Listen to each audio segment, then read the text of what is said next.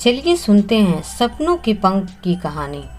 खुद को कब तक यूं ही आईने में निहारती रहोगी? अच्छी ही लग रही हो, अब चलो भी, वरना पार्टी में सबसे देर से पहुंचेंगे। विवेक ने मंदा की तरफ देखते हुए झुंझलाते स्वर में कहा। वैसे भी इतने सारे लोग होंगे, किसको फुर्सत होगी कि तुम्हें देखे। पार्टी में सब खाने पीने के लिए जाते हैं, देखा जाए तो पीने और ग्लैमरस तितलियों को ताकने जाते हैं। न जाने किसके लिए इतना तैयार होना चाहती हो। मैं तो रोज ही तुम्हें देखता हूँ, जैसी हो मेरे लिए ठीक हो। वैसे भी शादी के इतने सालों बाद कुछ फर्क नहीं पड़ता। विवेक एक बार बोलना शुरू कर दे तो उसके तानों में उपहास घुल जाता है और वह जो मन आता है बोल देता है, बिना यह सोचे कि सुनने वाले को कैसा लगेगा। लेकिन ऐसा वह केवल मंदा के साथ ही करता है, वरना अपनी प्रोफेशनल लाइफ में तो बहुत नाप तौल कर बात करता है। पता नहीं मंदा के साथ ही क्यों उसका व्यवहार बदल जाता है। दूसरों के लिए क्यों, खुद के लिए तैयार होती हूँ मैं, अच्छा लगता है। मंदा बुदबुदाती, जानता हूँ तुम्हें बन ठन कर रहना पसंद है, लेकिन वह सब भी एक उम्र तक ही ठीक लगता है। हर उम्र की अपनी मर्यादा और शालीनता होती है। विवेक के कार स्टार्ट करते हुए कहा। खींच हुई यह सुनकर मंदा को पल भर को उसी घूरा। Cobalt blue suit, white shirt और light blue tie, black shoes, soft shave की भीनी भीनी सुगंध और ढेर सारा परफ्यूम। विवेक हमेशा बेहतरीन ढंग से तैयार होकर घर से निकलता है। पार्टी के लिए ही नहीं, कहीं भी जाना हो, हमेशा टिप टॉप रहता है। गजब का आकर्षण व्यक्तित्व है। उसकी भी तो उम्र हो गई है। मंदा से 4 साल बड़ा है, फिर यह क्यों सच संवर कर निकलता है। अगर कभी वह यह सवाल पूछ बैठी तो जानती है इस सवाल का कोई सटीक जवाब विवेक के पास नहीं होगा। घिसा पिटा जवाब ही होगा कि मैं पुरुष हूँ, काम पर जाता हूँ, 10 लोगों से मिलना होता है, आखिर सोसाइटी में मेरा कोई स्टेटस है। तो मंदा के भीतर जैसे सवाल जवाब की उठापटक चलने लगी।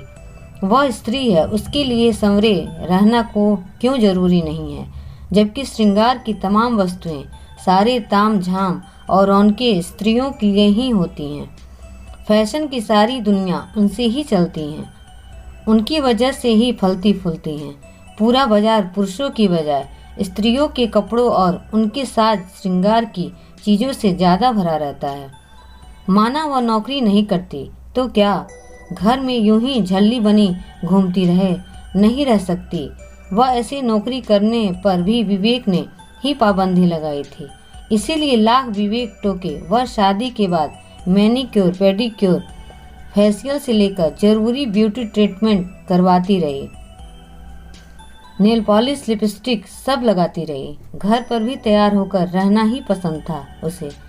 विवेक को इस बात से खुश होना चाहिए था कि उसकी बीवी स्मार्ट है, सही तरह से रहने के तौर तरीके जानती है, लेकिन उसे ये सब फिजूल की बातें लगती हैं। वैसे भी मंदा की हर बात को काटना या टिप्पणी करना विवेक अपना जन्म सिद्ध अधिकार मानता है। और उम्र की बात करें तो 42 साल की हुई है, बस 22 साल में शादी हो गई थी। 1 साल बाद बेटा और उसके 2 साल बाद बेटी। बच्चे बाहर हॉस्टल में रहकर पढ़ाई कर रहे हैं, इसीलिए समय ही समय है उसके पास, इतना कि बिल्कुल बोर हो जाती है। शादी के बाद सारे शौक अपने कब चूल्हे और गृहस्थी की भेंट चढ़ गए, पता ही नहीं चला। वह जिस क्षेत्र में अपना मुकाम बनाना चाहती थी उसके बारे में पता चलते ही शादी के बाद भड़क गया था विवेक। साफ ताकीद दी थी, कोई ज़रूरत नहीं है ऐसी बेकार की बातों को दिमाग में लाने की। शादी से पहले के जो शौक हैं उन्हें जाकर किसी मिट्टी के ढेर के नीचे दबा दो, वरना परेशानी तुम्हें ही होगी। यह समझ लो, तुम्हें किसी चीज़ की कमी नहीं होने दूंगा। तुम मेरी जिम्मेदारी हो और मैं उससे निभाऊंगा। विवेक ने सच में उसे कोई कमी नहीं होने दी।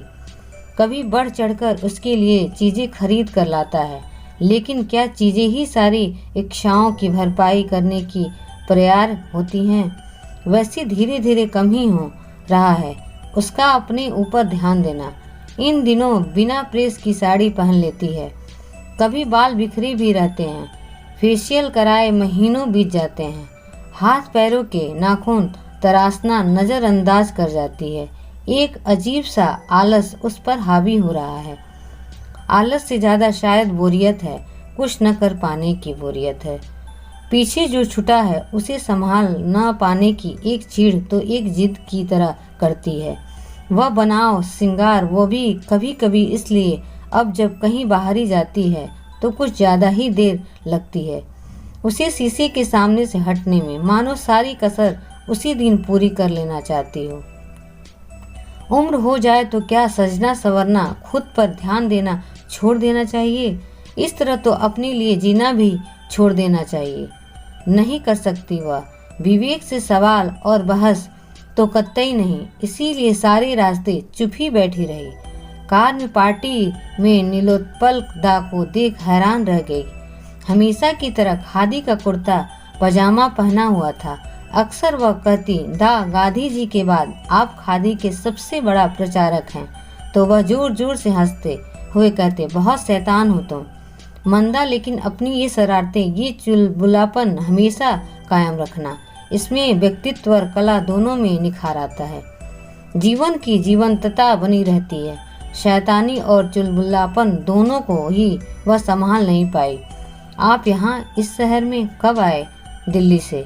आपको देखकर बहुत अच्छा लगा। दा खुशी के अतिरेक में उसने प्रश्नों की झड़ी लगा दी। बीवी जो बोले मानना पड़ता है। बाबा उसका आदेश कि मुंबई शिफ्ट हो जाते हैं, यहाँ ज़्यादा अवसर है हमारे लिए।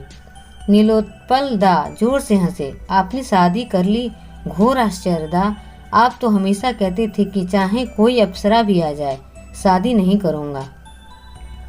नहीं चली मेरी उसके सामने। ये रूपाली देखो तो कौन है? यहाँ रूपाली दी को देख मंदा उनसे लिपट गई। हमेशा की तरह बालों में गजरा लगा था और पीले रंग की सिल्क की साड़ी में वह आदित्य लग रही थी। ग्रुप के सारे लोग उन्हें शिल्पकार का ऐसा शिल्प कहा करते थे जिससे गढ़ते हुए हथौड़ी छैनी भी बहुत कोमलता से चलाई गई होगी। तभी तो हर अंग कलात्मक ढंग से तराशा हुआ लगता था। आपने रूपाली दी से शादी की? मंदा की हैरानी और बढ़ गई थी। करनी पड़ी मंदा, मानी ही नहीं। तुम सबसे बिंदास थी हमारे ग्रुप में, तुम तो शादी करके गायब ही हो गई। फिर मुझे कौन बचाता? दा हंसे। रूपाली ने प्यार से उनकी पीठ पर मुक्का मारा।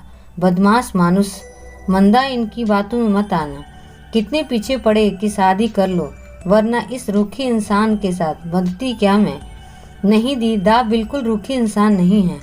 कलाकार तो संवेदनशील होता है।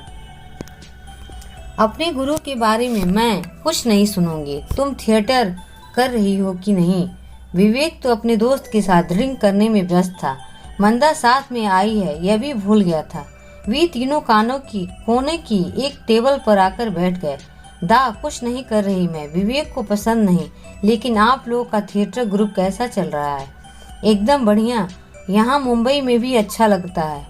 लोग थिएटर पसंद करते हैं। ग्लैमर होने के साथ साथ मुंबई में कला की भी बहुत कदर है।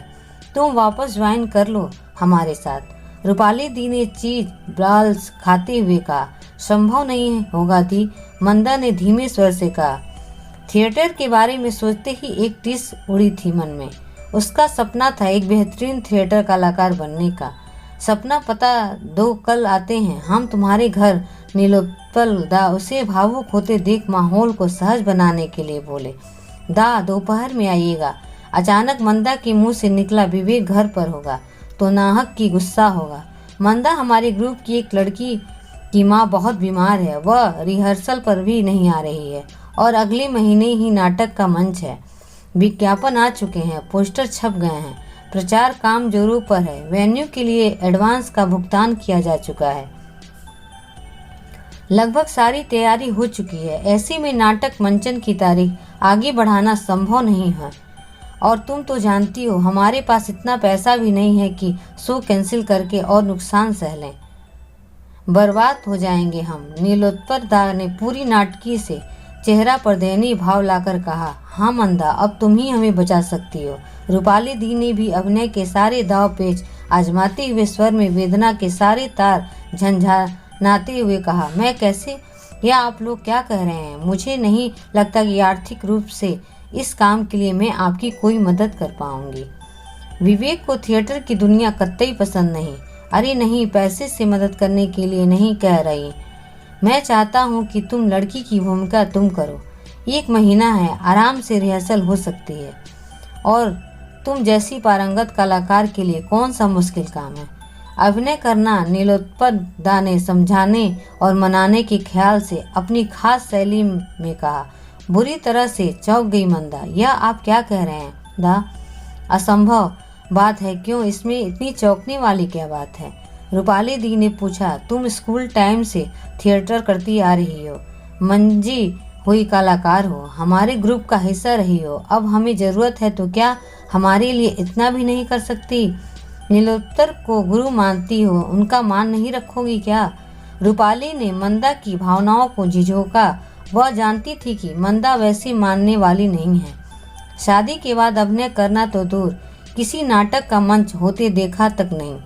सब भूल चुकी हूँ, इतने बरस हो गए हैं। रूपाली दी, कला हमारे भीतर होती है, वह खत्म नहीं होती।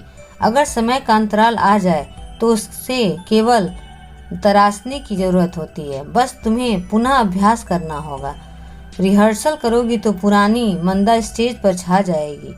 पहले की तरह नीलोत्पल दा बोले, दा विवेक मुझे कभी उसकी अनुमति नहीं देंगे। मंदा ने कपकपाते स्वर में कहा, मैं जिस अपने को दफना चुकी हूँ उसी क्यों खोदकर बाहर लाने की जिद कर रहेंगे दोनों। मंदा अपने भीतर एक लड़ाई लड़ रही थी। क्यों वापस उसे उस दुनिया में ले जाना चाहते हैं जहाँ जाना संभव नहीं है। अनुमति नहीं देंगे मतलब? तुम्हें अपने बारे में फैसला लेने का अधिकार तो होगा ही। और क्या तुम अपनी कला को मरने दोगी? अभिनय तो तुम्हारे लिए जीवन की संतुष्टि रहा है। हमेशा कैसे जी पा रही हो इसके बिना? रूपाली दी ने जैसे उसके आत्मसम्मान को झिझोड़ा। रूपाली, रहने दो मंदा को, इस तरह परेशान मत करो। विवेक को नहीं पसंद तो कोई बात नहीं, हम तुम्हें बाध्य नहीं करेंगे, लेकिन बस इस बार यह नाटक कर लो, वरना बहुत मुश्किल स्थिति पैदा हो जाएगी हमारे लिए। नीलोत्पल दा ने अनुरोध किया। दा, इस तरह विनती कर आप मुझे शर्मिंदा ना करें। मैं कोशिश करूंगी, पर अभिनय ठीक से कर पाऊंगी कि नहीं इसकी गारंटी नहीं ले सकती। वह तुम मुझ पर छोड़ दो। रूपाली दी बोली, मैं दोपहर में ही रिहर्सल के लिए आ सकती हूँ, कोई दिक्कत नहीं। हमारी टोली का विमल तुम्हें कार लेकर लेने आएगा और छोड़ भी जाएगा। कॉलेज में पढ़ता है पर अच्छा कलाकार है। जब तुम हमारे ग्रुप से जुड़ी थी उस समय जैसा जुनून तुम में था अभिनय को लेकर, वैसा ही जुनून उसमें भी दिखाई देता है। मुझे वह भी एक भूमिका निभा रहा है नाटक में। नीलोत्पल दा ने उसी स्क्रिप्ट पढ़ाते हुए कहा। इतने वर्षों बाद अभिनय करते हुए भी रिहर्सल के दौरान मंदा को नहीं लगा कि वह कुछ भूली थी। बहुत ही सहज ढंग से वह संवाद पढ़ती गई। धीरे धीरे अभिनय और मंच गया। नीलोत्पल दा और रूपाली दी के निर्देशों के साथ वह निखरती गई। मंदा दी, आपका अभिनय एकदम स्वाभाविक है, जान डाल दी है आपने। ध्रुव स्वामी की भूमिका में उसे वापस छोड़ते समय विमल बोला, अच्छा विमल, अब उस लड़की की माँ की तबीयत कैसी है जो पहले यह भूमिका निभाने वाली थी? नहीं तो दी, यह भूमिका तो कोई नहीं निभाने वाला था। नीलोत्पल दा किसी को ढूंढ रहे थे इसके लिए, फिर आप मिल गई तो वह बहुत प्रसन्न हुए। कुछ पूछा नहीं मंदा ने नीलोत्पल दा और रूपाली दी से इस बारे में, लेकिन मन ही मन धन्यवाद जरूर दिया। इतने दिनों से वह खुद बहुत अच्छा महसूस कर रही थी। आलस, बोझिलता और कुछ कर ना पाने की कसर दूर हो गई थी। हालांकि वह जानती थी कि जिस दिन विवेक को पता चला तो तूफान आ जाएगा। जानती है, नाटक करने वाले को वह भांड कहता है, लिपे पुते चेहरे वाले भांड। तिरस्कार होता है उसके शब्दों में। बस आज फाइनल रिहर्सल है और 2 दिन बाद मंच। उस दिन के लिए कोई बहाना बनाना पड़ेगा। सुबह से रात तक घर से बाहर रहने के लिए फाइनल रिहर्सल से में देर हो गई थी। विवेक का आने का समय हो रहा था। सोचकर मंदा ने न कपड़े बदले थे और न ही मेकअप उतारा था। अंधेरा हो गया था। विमल उसे छोड़कर निकल ही रहा था कि बोला, मंदा दी, एक बार खड़कधारिणी के साथ जो आपका संवाद है उसे सुनाओ ना। वाह, कितना अद्भुत है आपका कहने का अंदाज। मंदा हंस पड़ी। पैसेज में ही रुक गई। भला मैं क्या कर सकती हूँ? मैं तो अपने ही प्राणों का मूल्य नहीं समझ पाती। मुझ पर राजा का कितना अनुग्रह है, यह भी मैं आज तक न जान सकी। मैंने तो कभी उनका संभाषण सुना ही नहीं। विलासिनियों के साथ मदिरा में उन्मत्त उन्हें अपने आनंद से अवकाश कहा। अचानक जड़ हो गई मंदा। विवेक सामने खड़ा था। दी, मैं चलता हूँ। प्रणाम। विमल चला गया। सजी धजी मेकअप की परतों से चेहरे को रंगत दिए, भौं में कटाव और नकली आभूषणों से सुसज्जित मंदा को देख हतप्रभ रह गया विवेक। घर के अंदर उसके पीछे आते हुए वह उसे बताने का प्रयत्न कर रही थी कि कैसे नीलोत्पल दा और रूपाली दी से उसकी भेंट हुई। और उसके बाद बस परसों मंच के उसके बाद भी अभिनय नहीं करूंगी विवेक, लेकिन अब मैं मना नहीं कर सकती। सारी तैयारी हो चुकी है। मैं तुम्हारी बात की अवहेलना नहीं करनी चाहती थी। बस न जाने कैसे मेरे सपनों ने उड़ान भर ली। कुछ तो बोलो विवेक, तुम समझ रहे हो ना मेरी बात? कोई प्रतिक्रिया नहीं। मंदा इस बात से ज़्यादा परेशान थी। ज्वालामुखी के फटने का इंतजार था। उसे सुबह तक चुप्पी छाई रही, न ताना न उलाहना। हैरानियत की बात तो यह थी कि बड़ी देर तक दूसरे कमरे में जाकर बच्चों से बात करता रहा। विवेक मंदा ही करती थी बच्चों से हमेशा बात, और वह उसी से उनका हाल चाल पूछ लिया करता था। बेटी तो हमेशा कहती थी कि माँ, आपको इस तरह अपने अभिनय के पैशन को नहीं छोड़ना चाहिए था। कला तो हर रूप में अच्छी होती है और प्रशंसा योग्य होती है। मुझे वापस आने दें, फिर देखती हूँ पापा आपको कैसे रोक पाएंगे। बेटी की बात सुन मंदा कुछ नहीं कहती थी। अपने सपनों को वह कब का दफन कर चुकी थी। नाहक क्यों उन्हें बाहर निकालने की कोशिश में वर्तमान में उठा पटक करें। कितने बजे का शो है? सुबह चुप्पी टूटी आऊँगा मैं भी देखने तुम्हारा अभिनय। सुना तुम्हारी डायलॉग डिलीवरी तो अच्छी है, और हाँ, सजी सवरी ज़्यादा अच्छी लगती हो तुम। अपना ध्यान रखना। क्यों छोड़ दिया है तुमने? मंदा आश्चर्यचकित से उसे ताक रही थी। नहीं, ताना तो नहीं लग रहा है, न ही तानों में लिपटा उपहास है। क्या सचमुच विवेक नाराज नहीं है? कहीं वो अभिनय तो नहीं कर रहा? वह धीरे धीरे कदम रखते हुए बिल्कुल उसके पास जाकर खड़ी हो गई। उसकी आंखों में झांका, उसके चेहरे के भाव को पढ़ने लगी। नहीं, अभिनय तो नहीं लग रहा। मंदा को लगा जैसे उसके सपनों ने हौले से पंख फड़फड़ाए हैं। अगर कहानी पसंद आई हो तो प्लीज़ लाइक एंड सब्सक्राइब जरूर करें। धन्यवाद।